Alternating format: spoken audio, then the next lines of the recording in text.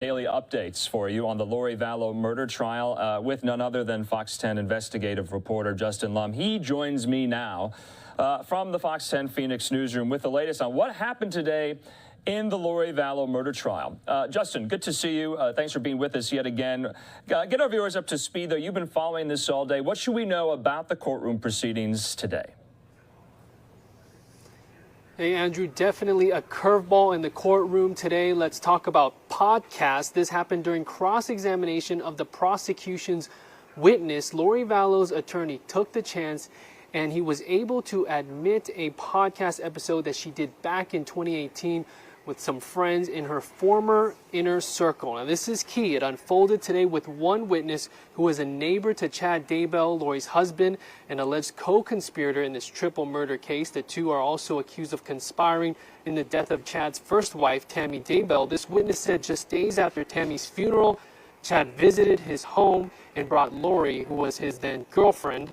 The witness knew of the books Chad wrote regarding fictional doomsday events, and he told the court that he had listened to a podcast Lori did with her friends regarding their faith, and two of the friends on the podcast were Melanie Gibb, a key witness. You could say she was supposed to be a star witness in this trial, and Jason Mao, a retired police officer who worked for Chandler and Phoenix. The defense wanted the podcast to be played for the jury, but the prosecution objected, saying this was a strategy for Vallow to simply get statements in without taking the stand at all. The judge overruled and allowed the first 40 minutes of the episode to be heard. Here's part of Lori's audio from the podcast.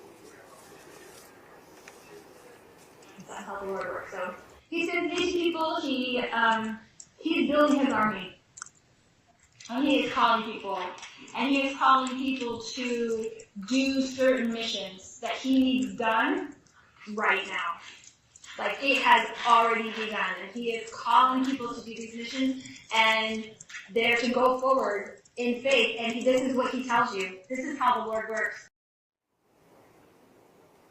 So basically a portion of this podcast talking about Lori's religious beliefs. Now in 2020, Fox 10 uncovered emails between investigators at the FBI discussing research into these podcasts involving Lori and her friends.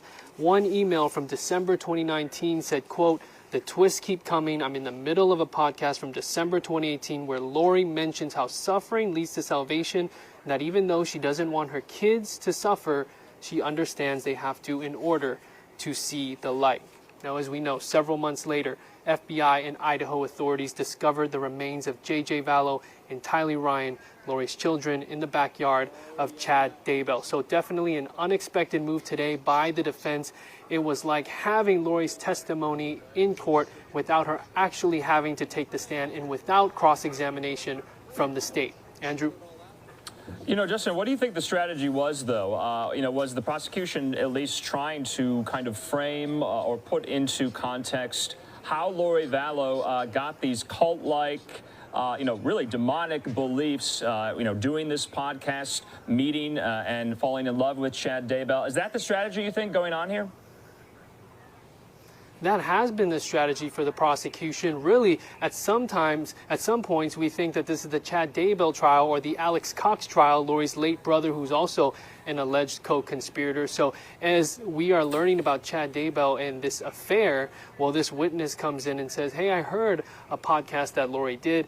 And the defense says, well, the prosecution opened the door for us. It makes you wonder how long did Lori Vallow's defense have this podcast waiting in their back pocket and trying to find an opportunity to present it in court so that the jury can hear her beliefs, and not just her beliefs, but the beliefs of other people that she was very close to, including Melanie Gibb. Does this discredit her testimony at all? So no one expected this today. The prosecution did not want this podcast episode played at all.